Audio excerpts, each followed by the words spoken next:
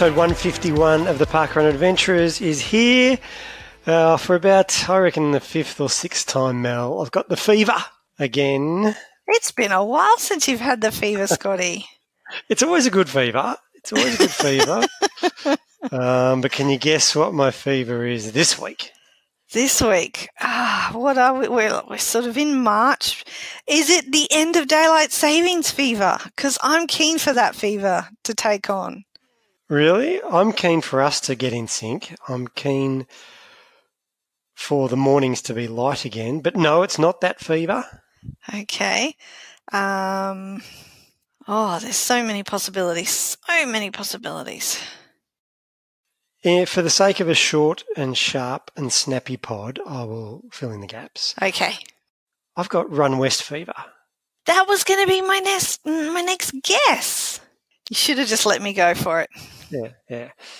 This weekend, Run West. It's my first running event for a long time, and I'm trying an untraditional approach to it. What's the untraditional approach?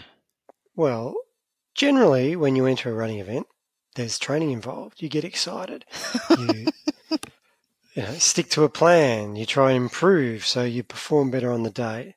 I've gone the opposite. You've done, months and months of taper, and you're just trying to cram in your training to the last week? No, not even doing that. I'm on a 3-month taper. Okay. I'm feeling fresh, feeling great. Brought new shoes for the event. Okay. I have no excuses. What kind of distance are you going to do? Well, there's 4K options and there's a 12K option. When I entered this, so I got caught up in the hype. Remember when we launched Run West, or when they launched Run West, they said that if parkrunners enter and tell them that they're parkrunners, we'll fund more events. So I got swept up in all that, and I entered. I genuinely entered, paid cash, and got excited. And I also entered the 12K. So you got ambitious. Yeah, I did. Maybe a few regrets now. Like the 4K, the 4K sounds like a great Sunday morning of fun. 12K is just that bridge too far at the moment. But we'll see. You'll be right. Haven't you been doing all that training and stuff like that with aren't you a coach now? I'm a coach, and that's what coaches do. Coaches stand around in tracksuits and tell people what to do. And I've been doing a bit of that. And I'll tell you what, so last week we tried a mile race on the track with the group, and I was like a minute behind what I think I can usually do. And I was a bit shocked and disappointed on the night. And a few people, more than one, reminded me, well, then you probably should have not been standing around telling us what to do. You probably should have been training with us. Did you say, I'm the coach, do as I say, not as I do? Yeah, no, I just walked away from them. Had a conversation with somebody else.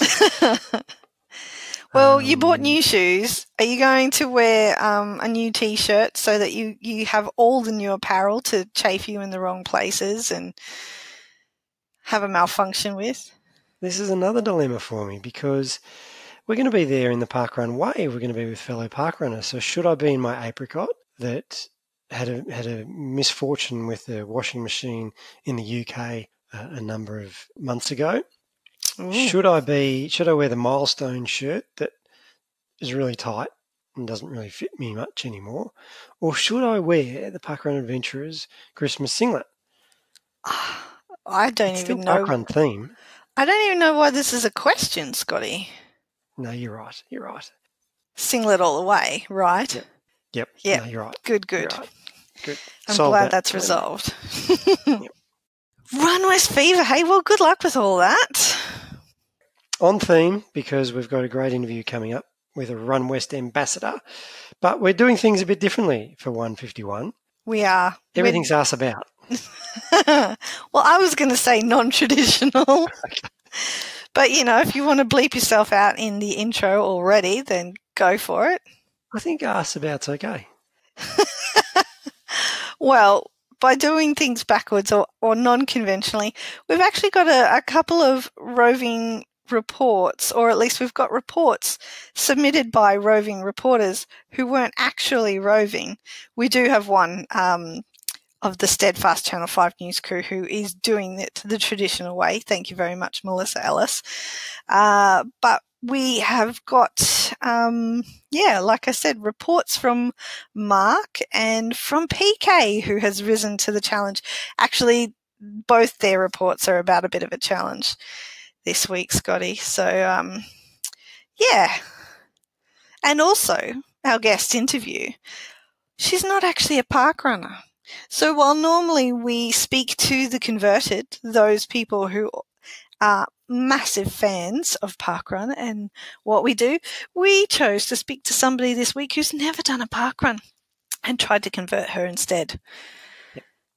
Future parkrunner. Future. Yes, there's a lot of promise there, or at least a lot of promises. So we're gonna throw it over to PK. He does an intro for us. So take it away, PK. The story you're about to hear is true. The names have not been changed because everyone's innocent. Well, I am anyway. G'day, excellent parkrun adventurers. It's PK, Paul Kitching, checking in. Not for a roving report, but you're about to find out why. I'm just doing a little addition here to my actual real report, which you're about to hear, for two reasons. One, because there's quite a bit of car noise, so hang in there. I'm not sure if Scott or Mel have been able to edit the car noise out, but you'll find out why in a minute, because I was in the car driving, hands-free of course, up to a parkrun, and I was chatting with a fellow parkrunner. Apologies for that. For the car noise.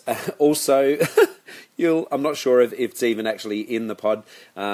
Scott may edit it out, but there is an errant bee at one point manages to buzz around in the car whilst we're doing 110 on the freeway out of Adelaide, and but we managed to deal with it. The reason for the bee, I'm not going to tell the long story, but the reason for the bee is that we got up like mega early to pick up the park runner that we took up to Mount Barker, and I don't know why there were crazy bees around my house, hovering around a light, the only light that I turned on, trying to be quiet, to leave the house quietly at 6 a.m. And of course one of them managed to get into the car. We didn't think that it was around, but of course it is. So it's a pretty funny light moment within there. So I thought I'd better just cover that. Excuse me, cover that off. Anyway, that's it. Sit back and enjoy the ride and the chat. Cheers. Good morning. This is Paul Kitching, PK, to all the parkrun adventurers out there. I know it's been a while. Apologies, I've been a bit missing in action because, I don't know, hashtag kid sport, hashtag life. But today I'm coming to you not about an adventure. Well, it is an adventure of sorts, but not heading to any new parkrun or anything like that. I'm heading to Mount Barker. I'm not going to go on about Mount Barker because I know you guys hear about it a lot. But today I am in the car with a fellow parkrunner who I picked up to come and join us up at Mount Barker. It's our 5th birthday today. That's not the reason he's here. But I'd like to welcome to the Parkrun podcast Tim Jenkin. G'day, Tim. G'day, Paul. How are you? Very well, thank you. Good man. Now, Tim is in town in Adelaide. I'll probably get him to tell the story, but the reason Tim is in town is that Daniel Radcliffe, okay, so we all know Daniel Radcliffe, Harry Potter, etc. He is in Adelaide at the moment to film a movie called Escape from Pretoria. It's about a man and his fellow prisoners who were put in jail in 1978, 79, during the anti-apartheid movement. Actually, I'm going to get Tim to tell it, because the reason I'm telling all this is because that man, Tim Jenkin, is here with me. Daniel Radcliffe is playing Tim in the movie, and I'll tell you why Tim's with us in a minute. But Tim, tell me more about your life. I mean, I suppose, well, not everything. Not everything's a very, very long story. No, but so you, this movie is about you being put in jail and then escaping from jail. Yes, that's correct. as you mentioned, I was involved in the anti-apartheid struggle in the 1970s. That was the heyday of apartheid. And I was an activist doing underground work, so to speak, spreading literature for the African National Congress, which is the ruling party today. And together with a mate of mine, the two of us were doing this work, and after a couple of 2.5 years we got arrested. There was a trial and I was sentenced to 12 years in prison. While we were... Oh, is it a bee? Oh, hang on a minute. No, it's okay. What's the bee? That is a bee then. Is it a bee? It's on the window now. Oh, good. Is it out? Yep, it's out. Oh, God. It's okay. It's a bee. It's a bee. It's a wasp. I did warn Tim that there could be a bee in the car. As soon as I start talking... I know, as soon as it comes out. You didn't believe the story.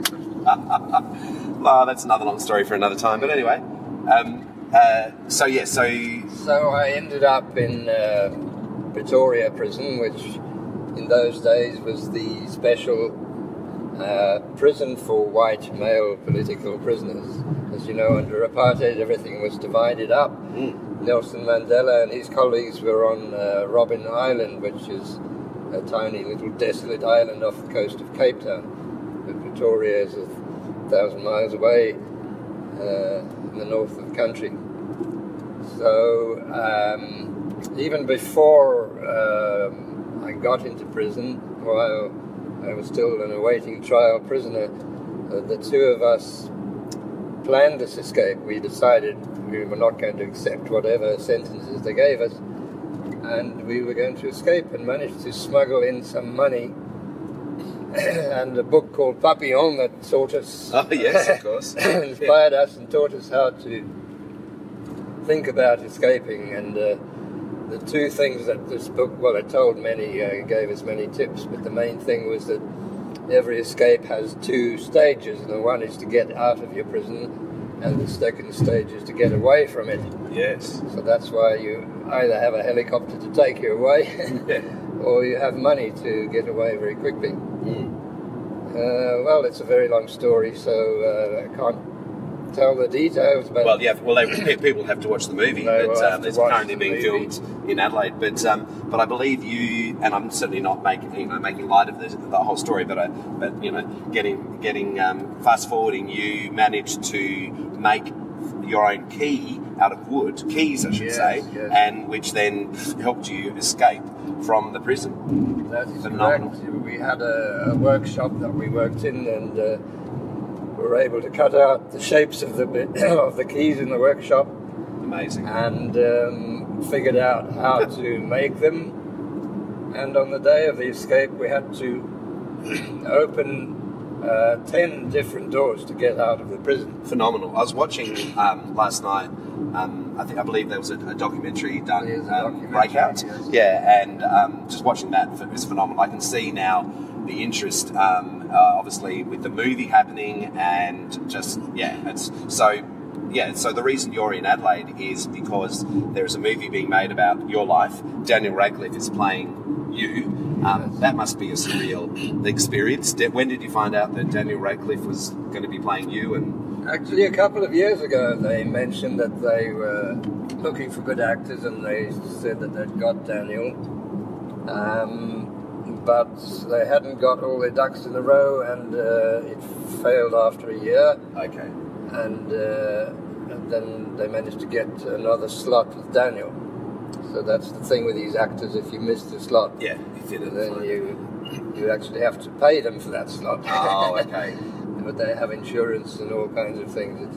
And have you? So you've come to Adelaide to immerse yourself, I suppose, in get him, I suppose, Daniel, to immerse himself more in the character, so he can meet you. Is that the reason? Yes, well, that's one of the reasons, was just to be able to talk to the actors, Yeah. to get them to understand the psychology of being a prisoner and what it means. And I've tried to help him along the way. We did have a few Skype chats before that. Okay. When I was still in Cape Town. Yes. So and so it must be surreal, as I said, or crazy experience to be on the set. I believe, and you said that you were an extra the other day. That must have been a crazy experience. It was a very strange experience. We were sitting in the simulated visiting room, and he was sitting right next to me, so he's me, and I'm just some other prisoner. And he was waiting for his visitors who didn't turn up. Right. And I was talking to my visitor. And yeah, it must be. Oh, look, it's been great having the film being made here in Adelaide. It's been really good. There's been a lot of interest. The town's been shut down. There's been a few times where major streets in the city have been transformed into the 70s, and so yeah, you're the man that's stopped our town. I'm sorry about that. No, if I caused any traffic jams. No. It's been really good. Yeah. And but tell me more about the reason Tim's in the car with me now, heading up to Mount Barker, is that when you arrived, I think you said to one of the producers, said, "What do you want to do on the weekend?" And you said parkrun. And then, as it turns out, one of our regulars up here at Mount Barker, Josh, is working on the film, and he went, "Oh, I know the guy to speak to," and yeah, that's how we got together. And you could have done. There's a number of different parkruns around Adelaide. But being an avid parkrunner that you are, it's always nice to go with other parkrunners that you may have met or know of. So your home parkrun, is it Rose? How do you pronounce it? Rondenbosch. Rondenbosch, the Dutch word for round bush. Rondenbosch. Yeah. So Rondenbosch. So that's in Cape Town. Cape Town. And how did you get into parkrun? I'm not sure actually how I got into parkrun. I used to see them because I lived very close to the circuit there, and I used to see these mad runners running around every morning or every Saturday morning. I didn't know what it was, and then a friend of mine told me what it was and said, "Come along." I was a bit sceptical, and I signed up and got my barcode and joined it, and after that first one I was hooked. Yeah, well, it gets like that. And you've done 46? I've done 46 well or done. 7, I can't remember. And out for the 50. Well done, yeah. Any plans to where you're going to do your 50? Well, I guess I'll be back home again at that stage. You also, you got a PB last week, well done. Yes, I did. 23:04. Yes. That's mighty fast for a man of your, well, you're not young, you're not old, but you've done very well. Good work, mate. Well, tell me about the course then in Cape Town. I believe I saw last week there were like 850 people there, so it's obviously a popular course. It's a very popular one. Sometimes we have well over 1,000 people. Gosh. It's quite a boring course actually, because it's just circular. You do 2 laps around it. Right. And it's absolutely dead flat, so it's a very fast one. There are other ones, there's many in Cape Town, there's something like 15 of them. Oh gosh. Or even more, depending on how far you go. Sure. And so what does parkrun mean to you then? Why do you do parkrun? Well, it's just addictive. I mean, it's not supposed to be a race, but you're racing against yourself. Yes. You always want to improve. And fortunately for me, my time just keeps coming down. Well done. Every time I do it. Yeah. I tend to run faster in the cooler weather. Okay. My time always comes down in June. Well, we just arrived in Mount Parker, and it's 18 degrees up here at the moment, so Celsius, so that should be nice. Were you? Have you always been a runner? Were you running like in prison, or were you keeping fit there? I was always good at running, but I was not interested in sport when I was at school. Right. And some of the sports masters recognised that I was a runner and tried to get me to come, but I didn't really participate. In the prison, we used to run every morning. Yeah, I'm not sure if you know, but there are now parkruns in prisons. Oh, really? Yeah. So in the UK, I know there are. Don't quote me on this. I'm sure Scott or Mel will confirm. But I know there are a number now of parkruns in prisons, and it's been a fantastic exercise for those people to exercise. What's that, Dummy? Stay fit, absolutely. Sorry, that's Ez, my little producer assistant in the back, holding the phone. So yeah, I am interviewing Tim whilst we're in the car, but it's okay, everybody. I'm got my hands on the wheel. And thank you, Ez. Was there anything else excellent that I was going to ask Tim that I've got listed there? See, I've even got the questions here. You know, you've got to be prepared for these things when you're chatting with fellow park runners. But it's we're up here for the Mount Barker 5th birthday, so it should be a lovely day up here. What about do people recognise you? Oh, yes. So do people recognise you at parkrun, or are you just another park runner? Just another park runner. Just another park runner. But still, it's it must be, as I said, it must be surreal to be here in Adelaide. I don't know whether I think it's wonderful that you've come here and that you're getting to know more about our town and just to visit another parkrun. It's great, isn't it? Yeah, it's absolutely fantastic. Good on you. Yeah. Well, I think we're going to go for a run. I reckon I've asked you just about everything I wanted to ask you. Where would you parkrun if you could parkrun? Oh, where would you parkrun if you could parkrun? That's a good question, Well, is there anywhere that you were talking before about America, but you weren't able to find many there? No, there were none in America, at least not the places that I went to. Mm.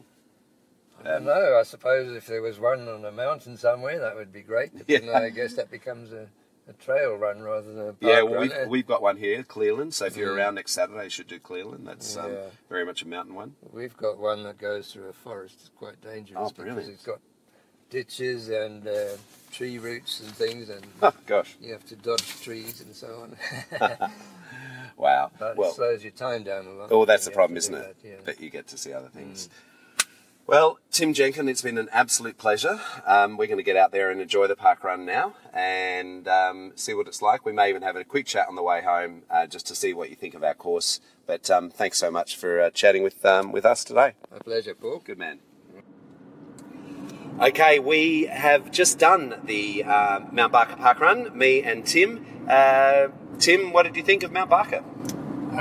Well, as far as the track goes, it was amazing because it was there and back track, which when it's your first time, it's quite easy because you get to the end and then you repeat exactly what you've done. Indeed. So some tracks, when you run them the first time and they're circular, you don't know what's up ahead, so you don't know how to pace yourself. You don't know where you are and how far to go, but here it was quite clear because you're running down a road that you've done before. Indeed, it is. It's a beautiful course. You're right. It's beautiful, nice and flat, and you got a pretty good time. 24 something, I think you said. Not totally monotonous because there were some bends and curves in it. Indeed. And you're running past the wetlands, so it looked very good. It is gorgeous, isn't it? And you could see the other people struggling along the other way. Yeah. Sometimes you can't believe that they're so far behind. I know. Well, you came in at 24 something, I think it was. 24 something. Well done. Time, That's great. Well, that's a PB for Australian, for the Australian course anyway, right? It must be, yeah. No, well done. Good on you. Yeah, we had fun. We had a great turnout for the Mount Barker 5th birthday. 375, I think it was in the end, which is well over our record. I think our previous record was 295. Lots of people in orange and lemon. We had paces, lots of cupcakes celebrating our 5th birthday. So another awesome parkrun day. Great to have you in the country and in South Australia. Hope the rest of your stay here in Adelaide goes well. I suppose we'll have to try and look out for you in the movie whenever it comes out, Escape from Pretoria, and see if we can recognise you as a random extra, hey? Good on you, Tim. Thanks so much, mate. All right, Paul. Thanks very much. Cheers, mate. Hey, Scotty, I mean, obviously there was heaps in that PK interview to talk about, but you know what caught my attention right at the very beginning was where he was talking about driving hands-free, and I didn't know we had those cars in Australia yet. They're coming. Well, he's pretty sophisticated. He's a fancy man. Yes, he's got all the technology happening. But just the idea of, having a chat in a car and your hands aren't on the wheels while you're driving, that freaks me out a little bit. So lives life on the edge, does our PK. So we set PK the challenge. Here we threw it down and for him to remain in the crew. He stepped up. His next challenge is to get Daniel Radcliffe on the podcast. We don't aim low around here. You know what we're like with our challenges. We know he likes to run. We know we've got an in with Tim. Tim's going to get in his ear. PK just has to make the final connection and get him to Mount Barker, Packapacanthe, Cleveland. Take him out to Cleveland. That's a great view over Adelaide at the turnaround point there. Lots to choose from. Yeah, meanwhile, Mel, how was your parkrun weekend? My parkrun weekend was a little bit non-conventional once again, Scotty. I was at home volunteering, so that's all convention right there. However, not long after the event started, my phone started ringing off the hook, which is never a good thing on a Saturday morning, especially not when one of the phone calls is from your husband and you've literally just started the event, maybe 2 minutes before. And I was walking back from the start line to the finish line, and Adam was on the phone and he was reporting that somebody had fallen over shortly after the start, and could I get back there and take care of the incident? And I missed a couple of phone calls from some other volunteers as well who had my emergency contact numbers. And so I had to attend an incident.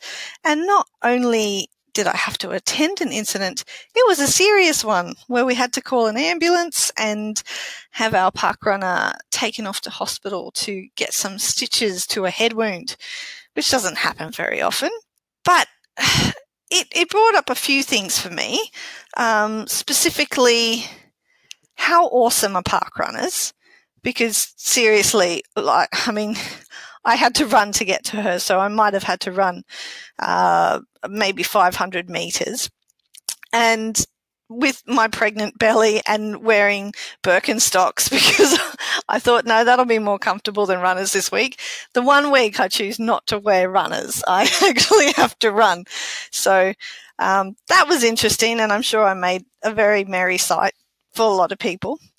But in the time it took me to get to her, there were already like half a dozen parkrunners who had stopped immediately to assist her, which was just amazing to see and brilliant. And I don't want to say it's unexpected, but it's always still just really heartwarming, I think, just that people completely willing to stop and take care of somebody else and throw their parkrun out the window, irrespective of timing or anything like that. Like, obviously, they've got their priorities in the right spot. She's okay. I should mention that right now, that the lady in question, the parkrunner in question's all good. She, I think, was a little bit miffed, to be honest, about the whole scenario, because she didn't have time to go to hospital in the morning. She informed me that she had 2 cakes to bake and had to be back at the surf club by midday to do surf patrol. Which I thought was... So it ruined her morning. Well... Yeah, I get that. No, this is... She was saying that, she didn't have time to be going to the hospital. And when the paramedics arrived, one of them came over and introduced himself, and he's like, "Oh, you're a parkrunner. Well, do you need to scan in before we take you to the hospital?" And she said, "Oh, no, it happened right at the start. I haven't done the course." I said, no, she can't scan in. She didn't get a token because she hasn't finished. And he's like, that's okay. You'll get a PB. So I was very pleased to see that the local paramedics also are across how everything works at parkrun, and they had a good sense of humour about it. But fortunately, they managed, she got such great care from the parkrunners who assisted her to begin with as well, that they managed to fast track her at the hospital. And she, when I called to check in on her later in the day just to make sure everything was all right, she's like, "Oh yeah, it's all fine. The hospital didn't take too long." And I said, "How did the cake situation go on the surf patrol?" She goes, "Oh yeah, got the 2 cakes done, back at surf patrol by midday." And I was just blown away by this woman, seriously. Yeah, that's an impressive feat. Yes, and incident notwithstanding, she still has her sense of humour, which is the best part about it all. So a good outcome to a potentially miserable, crappy kind of morning. Yes, yeah. What started as a bloody mess, literally, still ended happily ever after, even though she didn't get her run in on the morning. And I take up your point there that how good are park runners. And I'd like to believe, Mel, that most people, and definitely almost all park runners, would stop and assist someone. Like, you'd have to be a pretty miserable person to see somebody fall down or injure themselves and sort of keep running or jump over them on your journey to a PB. Or jump over them. That would be that would be a bit extreme. Like, yeah, you would hope, Scotty. You would hope. And you did. So thumbs up to the Kawana park runners. Yes, but where were you on the weekend? Were you at home? Home. No, I wasn't at home. Westerfolds is home, but I went to Darebin, back to Darebin, playing the long game on my P index. Really working on that 9-10 P index. Mel, not many people that's a tough one to get. That's a huge one to get. That's a lot of. That's like 2 years worth of park running at only 10 events to get. No, that's not. It's even more than that. No. I am terrible with maths. That's 10 years at 10 events. No. Okay, if you timed it perfectly, yeah. you would, to get to a P index of 10, you could do it in 2 years. So if you went to 10 different events 10 times. That's 100. Yeah. Yeah, so I was right the first time. Did you say no to me when I said that's 2 years of park running? I thought you were going somewhere else. But yes, you're right. I'm easily confused at the moment, Scotty. So if I give you the right answer the first time, don't make me try and review my maths. It's not going to end well. Anyway, so the P index is all about and heading to Darebin, tick that box, and I do, I love Darebin. And how is your P index? Like, you're going for the long game, you're going for the 10. Are you still at just like 3 or 4? No, I've got a P index of 7. Ooh, well, that's... So it's a long game. So I've got to do some bit of work around these events that are on 5, 6. But I'm really close. But when you're at 7 already, that's not that long of a game. No. Hopefully by the end of the year.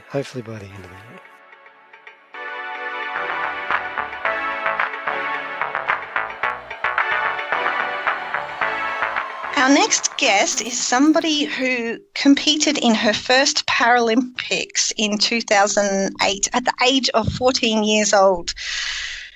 She's a bit handy on the wheels. Her name is Madison de Rozario. Maddie, welcome to the Parkrun Adventurers podcast. Thank you for having me on, guys. So I would like to go back to 2008. I was a little bit younger then, certainly not athletic by any means. However, you were attending your first Paralympics. What kind of experience was that for a 14-year-old?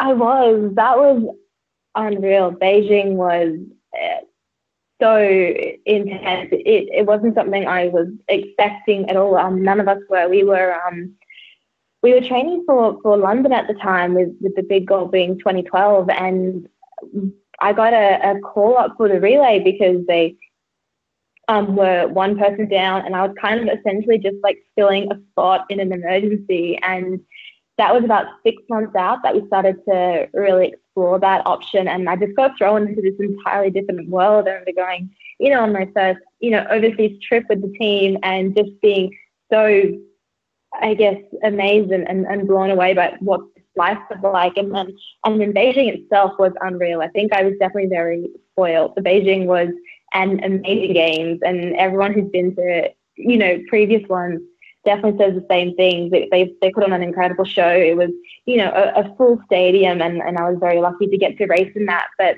I just remember being overwhelmed every step of the way in the village, on the track, on the warm-up track, in all the venues, just being, so intensely overwhelmed by everything that was going on. And lining up for the relay, that was, the big event that I was there for. And we were definitely not expected to find our way onto the podium. I think we had of the 4 athletes in the team, 2 of us had never been to a games before. I was 14, but Jemima was only 16. So it was a very young, very inexperienced half of the team. And so coming home with a silver medal in that was far more than I expected going into those games.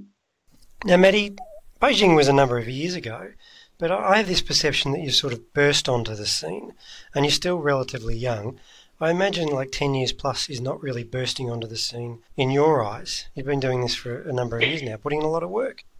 Yeah, it's a bit strange actually. I feel like I'm still quite young in terms of, other people on the team that I'm on, but I've been on the team for quite a long time now, so it's kind of a weird balance. But I feel like it's been my entire life. I went to my first games when I was still in high school, and it's been, I guess, my everything for the last 10 years.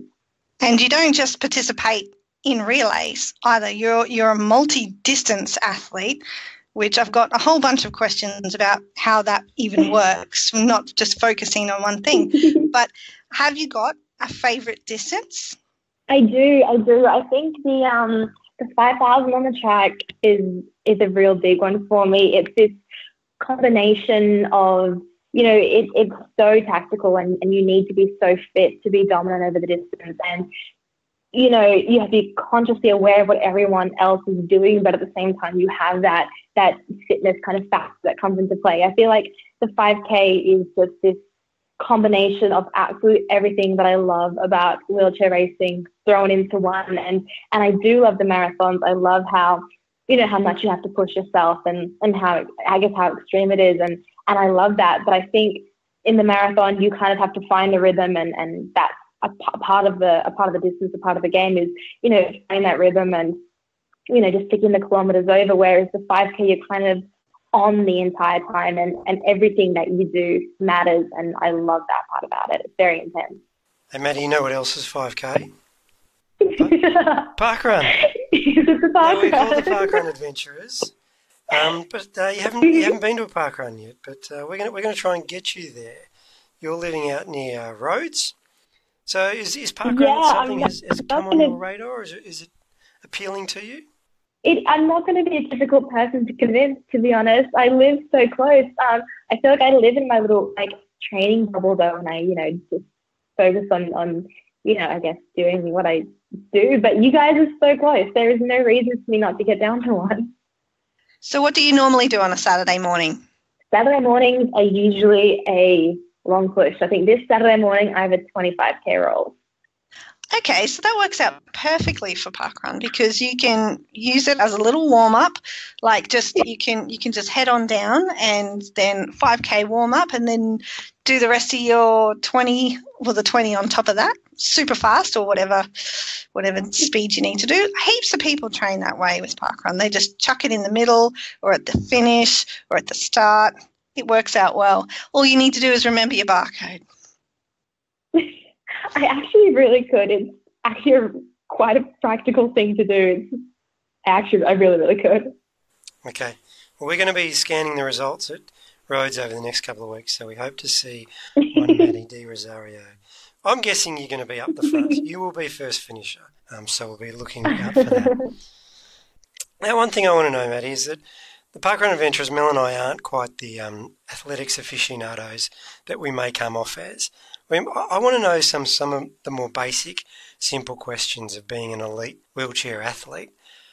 What's the skill is in the pushing the wheels. I'm taking it right back. So you have to have a lot of upper body strength and a lot of endurance. Yeah, look, I think there's so many ways to approach wheelchair racing.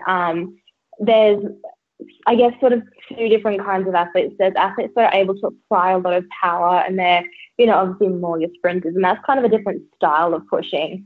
And that's kind of that constant acceleration, like constant building momentum. Whereas then you kind of have your athletes more like myself who are better at maintaining that momentum. Like I take a long time to get to a high speed, but I'm quite efficient when I push.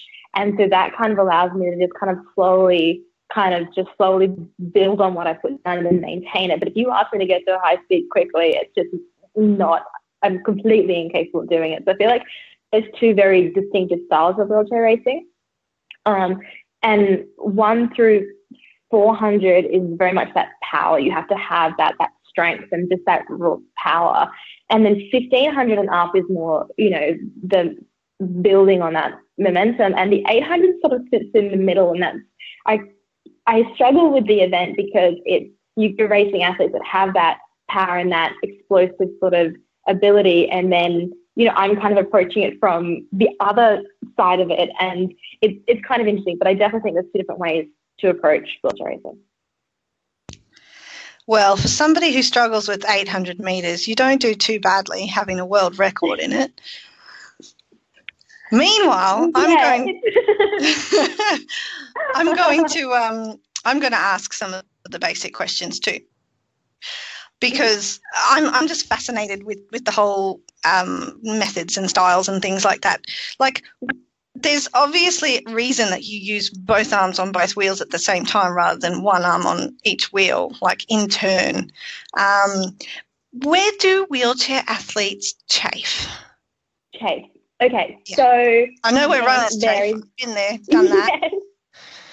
Yes. My ribs get very bruised from sitting in the frame. So where the side of my body or my rib cage touches the frame, I get really bruised, and that rubs, especially over the course of a marathon, quite badly. And that's because the frame has to be so tight. Every time my body moves to steer the race chair, I need it to move with me. So it needs to be very, very fitted. The other place is kind of, I guess, on the inside of your elbow. So if you ever slip and hit the push rim instead, so the push rim is the rubber-coated ring that we actually contact with our glove. And that's moving quite quick. So oftentimes when you're pushing, you'll actually end up, when you're at the bottom of your push, you'll kind of chafe the top part against your arm, and that one can get pretty bad. I think, I've seen a lot of athletes who finish marathons and they're just bleeding from that part of their arm. So yeah, those two are definitely the 2 points. It's like high-speed carpet burn, I imagine. Actually, such a good analogy. Yes, it is. Like super high speed, especially the speeds that you go. Now, we've got Run West Fever this week. You're going to be there. You're one of the ambassadors. Do you get that high-speed carpet burn doing 12 kilometres, which is the event you're going to have a crack at on Sunday? Yeah, no, definitely. I'm really looking forward to Run West. I'm so excited to be on board as an ambassador. I was really excited when they asked me. I know it's late in the piece, but I just got back from overseas, and now I'm trying to get as many people as I can to enter last minute. So anyone that hasn't entered yet, it is still open. It's open. Entry's open until I think the day before. So come and join us. I've talked my training partner into doing it. He is a Commonwealth Games silver medalist. He won a silver in the triathlon. So I've talked him into joining me Sunday morning, and we have a development group that we work with on Saturday mornings, and I'm trying to get as many of those guys along as well. I think it's going to be a really fun morning.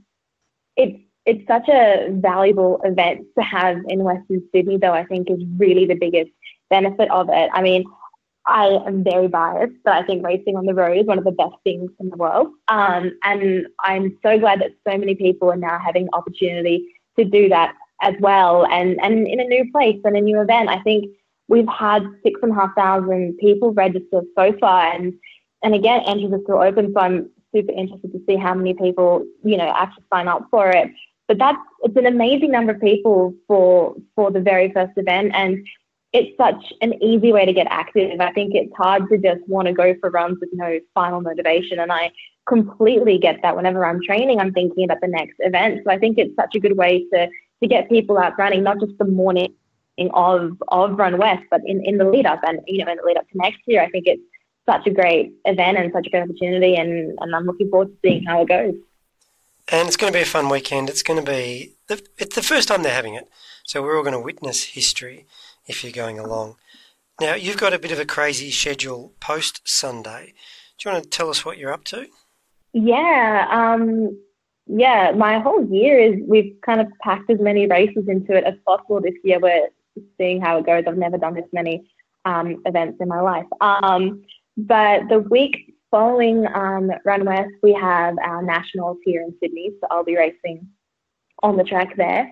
I'm just doing the 1500 on the track. And then the following week, I'm heading overseas. We've got Boston Marathon in early April, mid-April. And then 2 weeks later, we've got London Marathon. So I'll be doing both and staying overseas between the two. But I've never done Boston before, so I'm really interested to see how it goes. My coach is Louise Savage, and she has been so excited since I accepted my invitation for it. It was, I think Boston Marathon was kind of her baby. It was her, her favorite marathon. She's won it multiple times. She's raced it an unreal number of times, and she's hasn't been back since she was an athlete. And so she's been like just constantly so excited. Every time we're doing specific Boston training sessions, she's just like so unbelievably excited about it. So I'm really looking forward to that.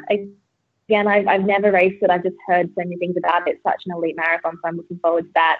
And then I'm very excited to get back to London for the London Marathon. It's also the World Championships Marathon this year, which throws in a little added pressure and a little added something. But it's the only marathon major that I've ever won. I was so surprised to win it last year, but I've never had to return to a marathon as a defending champion. So I'm also nervous, but the course suits me, and I love the race. I love the organisers, and so I'm definitely looking forward to that one.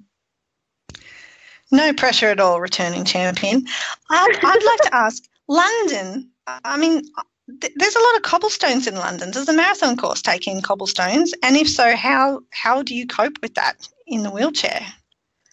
They actually cover them for the most. The actual course stays on the road, thankfully, but over the bridges where all the joins and stuff exist, they're actually covered in carpet, which is tricky to push over anyway.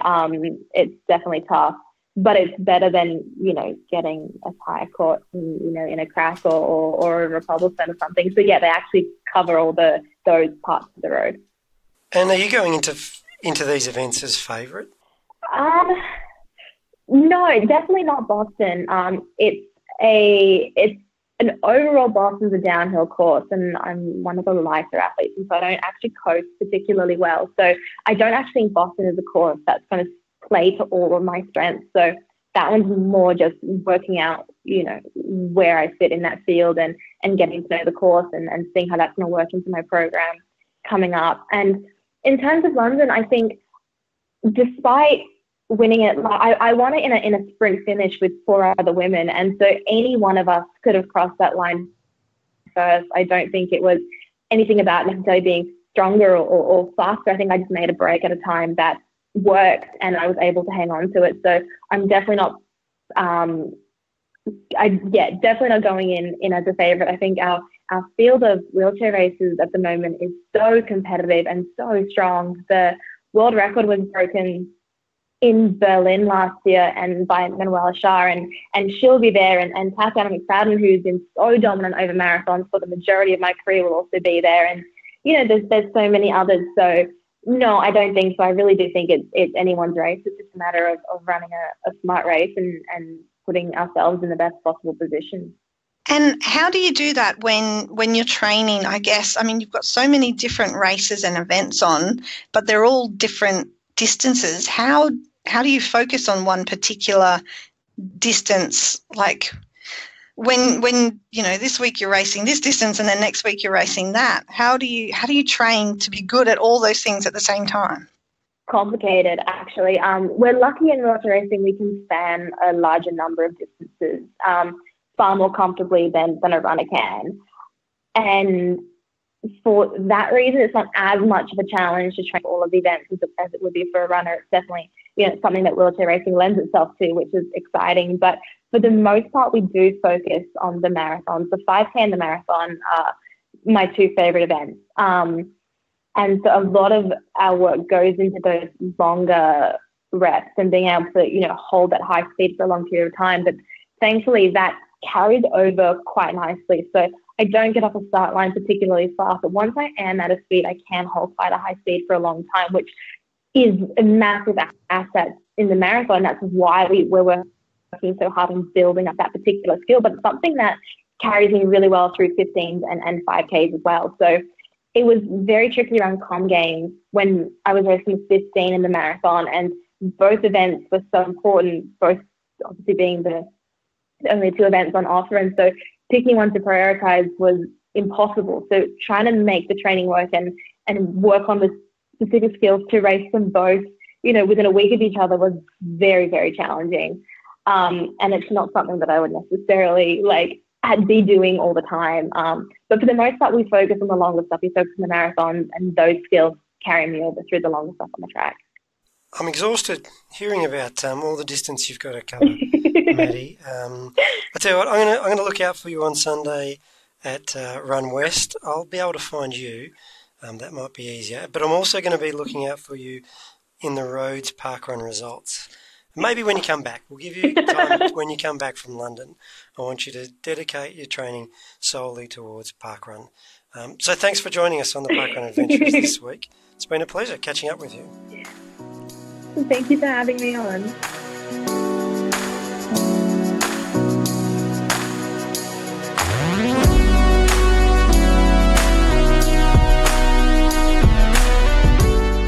Good morning, Parkrun Adventurers. It's Melissa here, coming to you from Frog Hollow Parkrun in Endeavour Hills in Victoria. Now, I promise I'm not stalking Scott Trickett or the Westerfoldians. It's a pure coincidence that they were also here last week, running the beautiful Frog Hollow. Now, the reason I'm here is because I'm chasing P-indexes, so that's brought me out in the rain. We've got a light drizzle here this morning and a crowd of maybe about 100, maybe more. Anyway, I've got with me the lovely Catherine Hocking. Hello, Catherine. Hello. Now, I know you from Slow Burners running group, but you're a park runner as well. And is Frog Hollow the closest park run to you? Yes, at the moment, although I believe that the Birdsland Parkrun is going to be up and running shortly. I don't know, it's all very secretive at the moment, but that will be my local once that starts. So whereabouts do you live? I live in Selby, which is right next to Belgrave, so in the beautiful Dandenong Ranges. Yeah, there's a bit of a gap up there. So Birdsland's much anticipated. Yes. I haven't been involved in any of the organisation of it, but a friend of mine is, and she assures me that it's coming soon. We're looking forward to that. So you've done Frog Hollow a few times. Where else have you ventured to? My first park run was actually at Gels Park. So I was actually involved at the first event at Gels Park. I think I was barcode scanner. So that's where I started my park run adventure, volunteering. And so I've done a couple of runs at Gels, a couple at Wilson Botanic, and I've also done a couple over in Adelaide at Christie's Beach. So I think, Albert Park and one at Studley Park. Christie's Beach is beautiful. We were there late last year. So what takes you over that way? Family. So my husband's from Adelaide and his family live on that side of the city. And it's good to get out and do something while we're there. It's usually rather warm, but it's good. Yeah, it's a beautiful one on the beach. Yes. So, anyway, why I wanted to speak to you today, I've gone back to my fashion reports. Fashion's on the field at Parkrun. So today you're sporting the lovely snaily yellow top. Yes. Would you like to tell us a little bit about the Slow Burners? Yes. So I was just looking back into the history of the Slow Burners Facebook group, and it was actually started back in 2014 by Rochelle Olsen, who was basically feeling a bit dejected and upset about getting left behind running with various running groups when you're a slower runner. So she had the brilliant idea of starting her own group specifically for slower runners. And I joined up pretty much soon after that. But then she went on to bigger and better things, cycling across America, and said, "You're in charge now," basically. So you were entrusted with the flock. Yes. What do you call a collection of snails? I don't know if we've thought about that yet. I'll have to think about that. We will. A trail of snails, maybe? Oh, I like that, because the Slow Burners primarily are in the trails. Yes, we are. And I guess that's part of the thing, as well as, I guess we prefer not to say that we're defined by a pace, but we're more I guess, a community or a social group. So anyone can join us as long as they're happy to go at a relaxed pace, conversational, and because we run in such beautiful places, one of our regulars is the Sherbrooke area, Birdsland, Listerfield. We just love taking the time to appreciate our surroundings and not be so focused on going as fast as we possibly can. So yeah, that's part of the ethos, I guess, of the Slow Burners group. I love that about the Slow Burners. Getting out there, enjoying it, and anyone being able to enjoy it. No one needs to feel like they're going to slow the group down or be a burden, because that's really not what we're about. You definitely are a friendly group, and you always loop back. Yes. And wait at the intersections. Yep. And yeah, so regular regrouping. Some of the runners loop back, others prefer to just hang around and chat and take photos. But yes, no one ever gets left behind, and we do our best to make sure that no one feels pressure to hurry and keep up with the group. People have different abilities. Some people might be great at chugging up the hills, others may be better at going downhill or on the flats. So everyone's got their own strengths, and we like to appreciate that. And your husband coaches as well, doesn't he? And yourself, you both do a little bit of coaching? Yes. And you take regular training runs, I know. Before roller coaster, the Slow Burners were regularly out doing the loops, getting familiar with the course. Yeah, so I think it started about 2016 when we, in the nicest possible way, bullied one of our members into entering the 21K at Marysville. And that's when we actually really started thinking about training plans and preparing people for particular events. And yeah, it's sort of been part of the group ever since. We've dropped back a bit over the last year because I've had foot problems and not been able to do the weekly events, but people have just really stepped up and kept the group going. And when we've come up to roller coaster, another group member has come along and said, oh, okay, I can lead a run. And it's just been wonderful that such a friendly and inclusive and supportive group, that people feel that they can do that. They can just step up and lead. Because it's not just the elites that need to be prepared and have a training plan and work their way up to these kinds of things. So, you know, your average person, they need to be just as prepared. They need to know about hydration. They need to know how to carry their gear out on course, how to pace themselves. Yeah. They need to be prepared. So yeah, and especially, I guess, with the increasing popularity of trail events, a lot of people who may never have run on the trails before are increasingly entering events such as roller coaster, Two Bays, Wonderland, the Trails Plus events, and it's quite a challenge, some of them, especially the ones based in the mountains. You've got to worry about hills, and a half marathon that you may be able to run on the road in 2 hours, you're not going to do that on Mount Dandenong. So I might have learnt that the hard way. But another thing I've got to say about the Slow Burners, now my first experience was I saw on social media the Slow Burners ran a snake awareness training out at Listerfield, and that was the first time I ventured along. I thought, I'm doing some trails now, I need to know about snakes. So I came along and paid a little bit of money, and we came home with a snake bandage, and I really learnt a lot. And so that's another important safety aspect. Yeah. So, yeah, we're trying to do little bits and pieces here and there. We've recently partnered with a couple of companies, Glimmer Gear being one of them, and I'm looking at whether we can run an event specifically tailored to night running.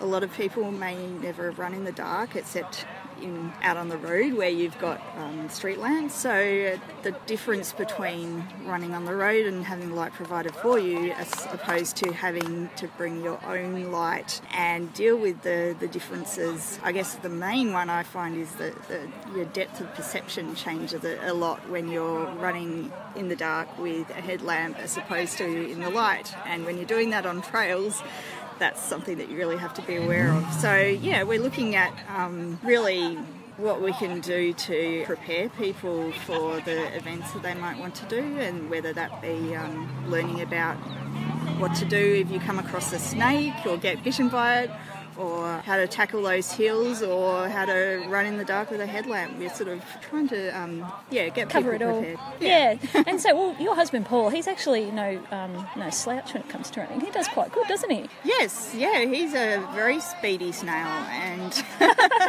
yes, I think we've had a few shocked people with the Slow Burners t-shirt appearing on podiums every now and then, but yeah, I guess it shows that it really isn't about a particular pace. It's about something. It's a mindset. It's a mindset, and it's so much different to a lot of the other groups where you may really be focused on a pace. I mean, absolutely, it's great to have time goals in mind, but other people might want to have different goals, and that's what we're about. So that fits in well with parkrun too, because that's sort of the parkrun ethos that, no one's left behind, you can do it at any pace you want, and the emphasis is on community and having fun. Definitely, yeah. So where's your husband? He's Paul. I've got a Paul. Yes. You've got a Paul. There's lots of Pauls around.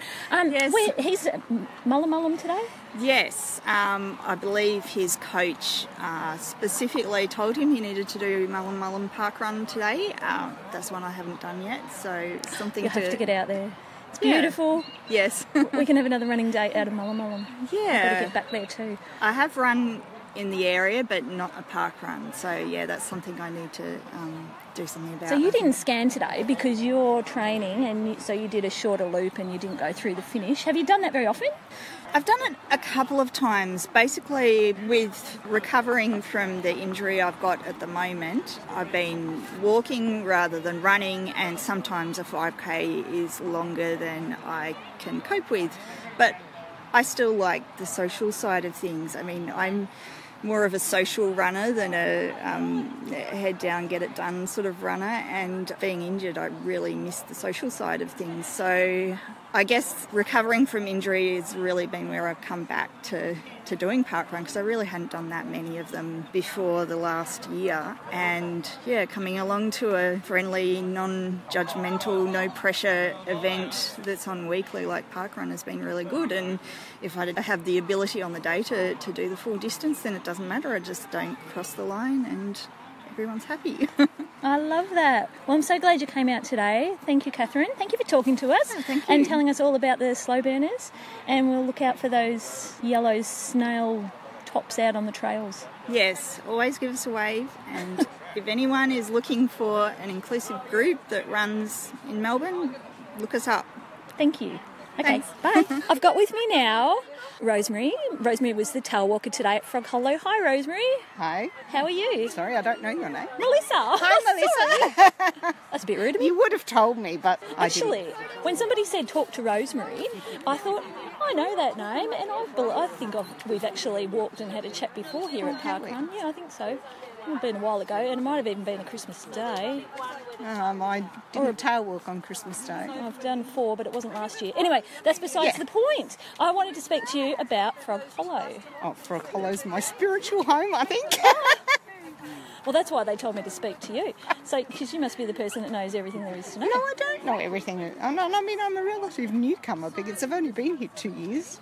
But in that 2 years, today's 103. Oh, well done. And only 7 haven't been done here. So you're a bit of a tourist? No, not really, only because New Year's Day we don't have New Year's Day. No. And once I stayed at a girlfriend's, and once I was looking after my dad, and then once one of our 14-year-olds did her 250th, so I had to go to that at Berwick Springs. Okay, well, which is a local one. Yes. Yes, so Berwick Springs and Frog Hollow tend to share traditionally the Christmas Day, New Year's Day duties we in the have area. Christmas and they have New Year's Day, and Pakenham do New Year's, so we can do the New Year's Day double. So that's how come I've been at Frog Hollow for 4 Christmas days. I've only done 2 because I started on Christmas Eve and I didn't really know about Christmas. My daughter brought me. She brought me on Christmas Eve, so I really didn't know what was going on for Christmas Day the next day. So she sort of swept you up before you knew what was happening. No, she brought me here. And then you were addicted. Yes. Addicted is the word. With my tail walking, I did 50 last year for the year, so... Excellent. So tell us about the Frog Hollow course. the Frog Hollow course is a flat course, although people will tell you there's a bit of hill over the other side of the freeway when you're coming back, but you don't really notice that. No, it's a flat course, different surfaces, but more of it's concrete than when I started. We've been going 5 years in June. I got to run direct by fluke the 250th a couple of weeks ago, and we had our 20,000th finisher, which meant 100,000 Ks done collectively. We didn't expect it was the long weekend, so we didn't think we'd have enough to get to that record, and our 108th person came across the line, so we did. And she's a girl who does it here regularly, so it was nice that it was a local. So typically what sort of numbers do you get? Our typical average is, I think, around 80, 90, but most weeks we get around 100. Last week we had 176. I'm not sure why. Oh, yes, I do know why. Because our group had been doing a 12-week or 6-week program at Westerfolds, and they came here because Westerfolds is a hilly course. Yes, so and your reputation is to be quite a fast course. Yes, the girl who brought the group, it's her fastest place, so she brought, and her mum did a PB here last week, so... Fabulous. That would be Tash Davies, I'm guessing. I don't know, but I know her mum did a PB last week, so she was quite excited. Excellent. So the course here at Frog Hollow, you go out... and around the lake and then under the freeway. At the minute it's not as pretty because a lot of the lakes have been drained, but they're doing works here to change the water levels, and we just have to put up with it in the meantime. That's okay. These things happen. It'll come back. Yeah, bigger and better, no doubt. It will be. And recently got some new cygnets. Last year, one of our adult swans was killed, and we lost a couple of cygnets. So it was very exciting to see another batch of. And there's only 2. It's out of season. Hopefully, it's a little bit earlier than last year's out of season babies. They came later, and I don't think they made it through the winter because they're too young. I think the cold was probably too much for them, or a fox got them. But your mascot for your parkrun is a frog. It's a frog, Ribbit. Of course. Ribbit, that's his name? Yes, his name's Ribbit. And are you already planning a theme for the upcoming birthday? They're thinking about it, but we've been told to think about it. That's as far. Okay. So I don't know the theme yet in June. All right. Well, thank you for talking to me, Thank Rosemary. you. It was lovely to hear a little bit more about Frog Hollow. And I love Frog Hollow. I'll see you again soon. Bye. Thank you. And thank you, Melissa. Very prolific roving reporter ever since she entered the crew. We should be keeping a tally. Let's start another competition. To see who's done the most roving reports. Yeah. Let's pit them. And let's go a quality versus quantity debate. Oh yeah, let's start. We'll start reviewing the roving reports, giving them scores out of 10.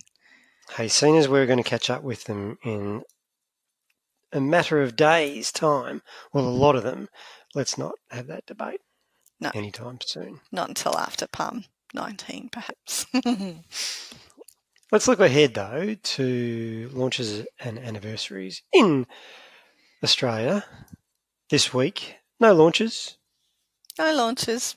Got a few anniversaries across a few different states. We've got Chipping Norton in New South Wales.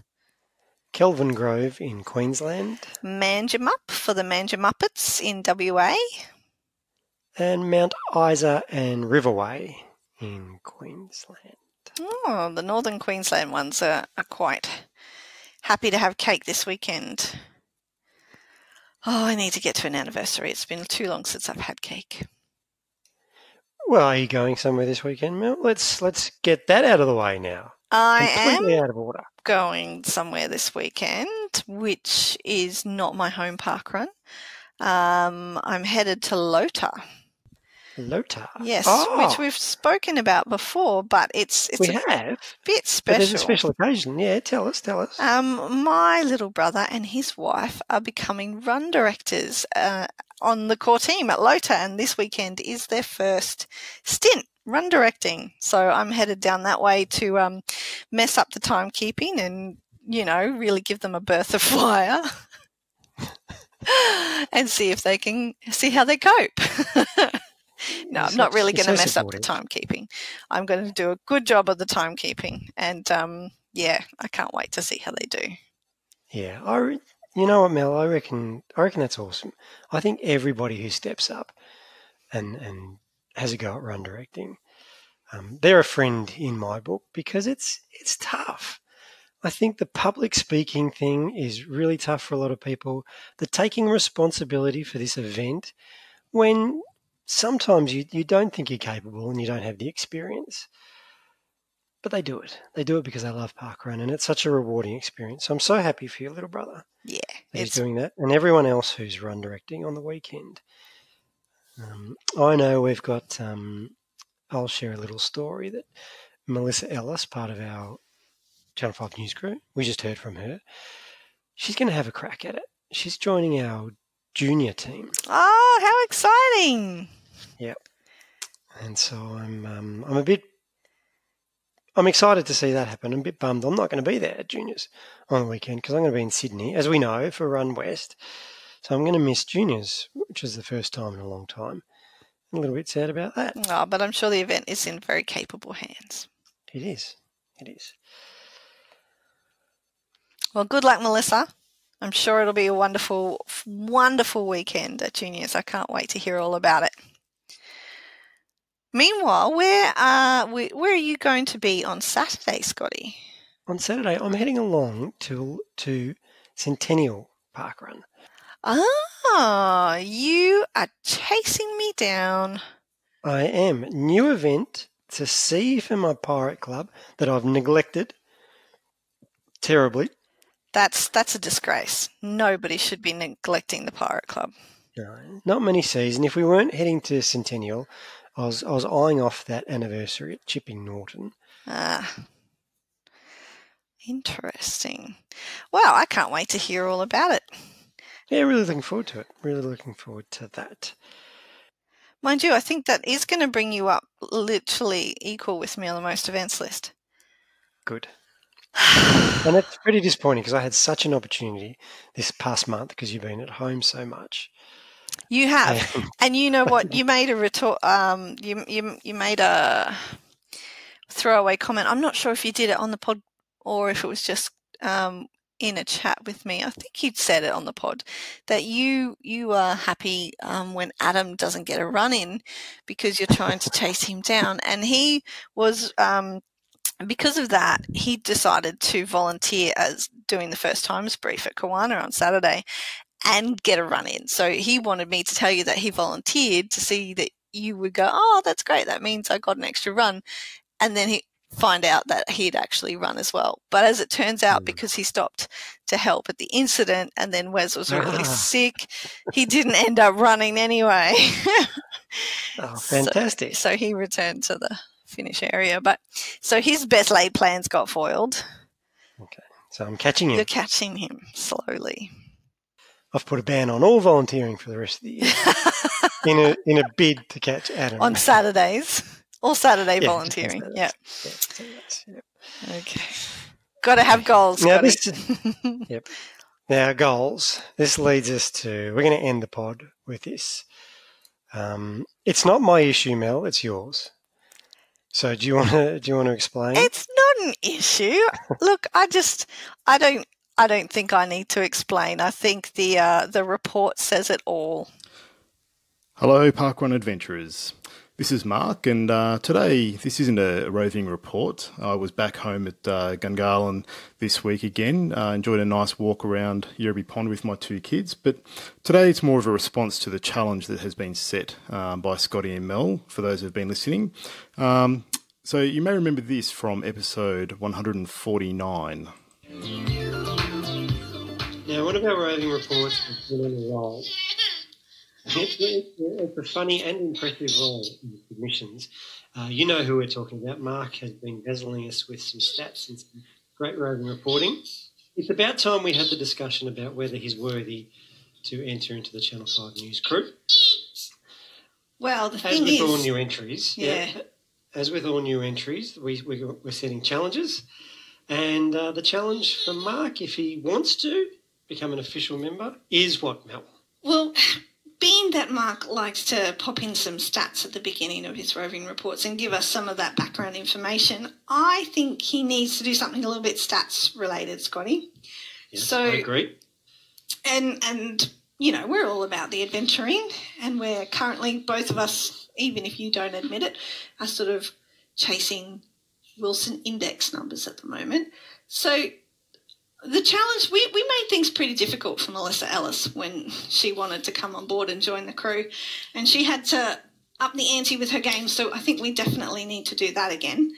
And so what do you reckon, Scotty, about he could go to an event, I'm getting cuddles again, that neither of us have on our Wilson index, and like it. And just to add a little bit more interest and flavour, he's got to come up with some out there random stats about that particular event that we would never think of. So there you have it. There was the challenge that was set out a couple of weeks ago by Scotty and Mel for me. And the following week happened to be event number 287 at Gungahlin. So I went along to Gungahlin and provided the stats. And some could say that it was good luck, good fortune, but also remind you of this event from the 2002 Winter Olympic Games. Here's the bell. 1 lap for gold. He's reaching back for one more gear. Trying to hold up Lee. They bump.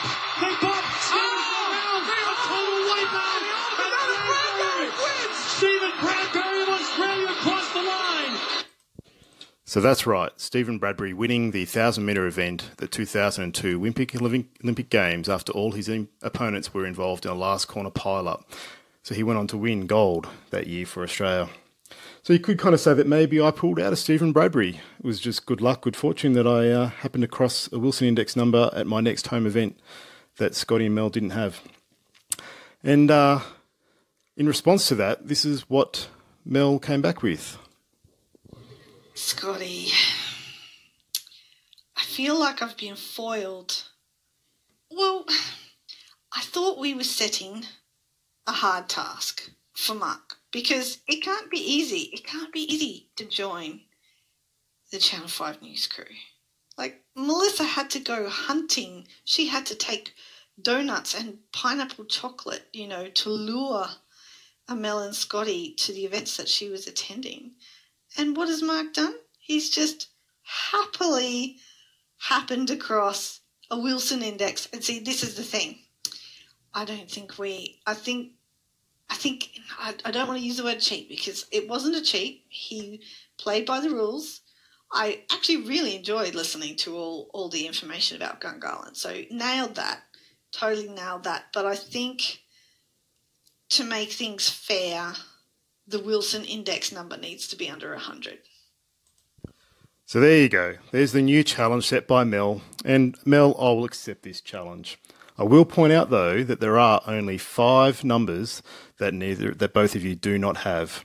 So I will go out and I'll try and find an event that you haven't done yet on your Wilson Index and put in a report accordingly. Might take me a while, so watch this space. Mark out for now.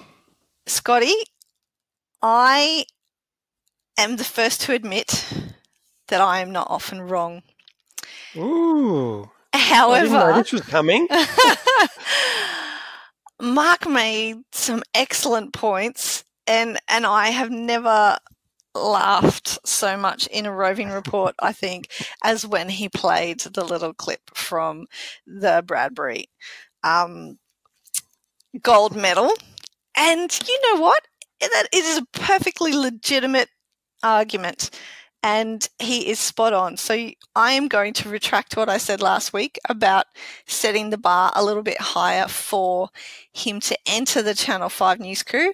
I think he's done it with that little stellar, with that stellar report right there. Mark, you're in. You've made it. I don't think Scotty's going to disagree with me.